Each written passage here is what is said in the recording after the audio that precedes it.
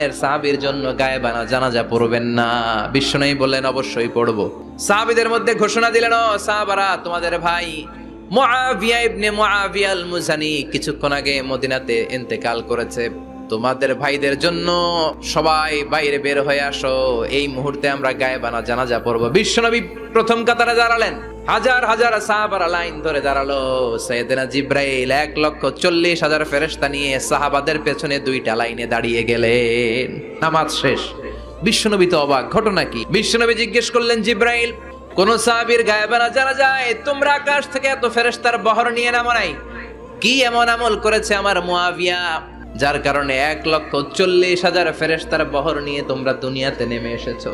সাইয়েদনা জিব্রাইল বললেন, নবী, তেমন কোনো বড় আমল নয়, ছোট্ট একটা আমল। আপনার এই প্রিয় সাহাবী হাঁটতে বসতে চলতে ফিরিতে সব সময় পড়তো কুল হুয়াল্লাহু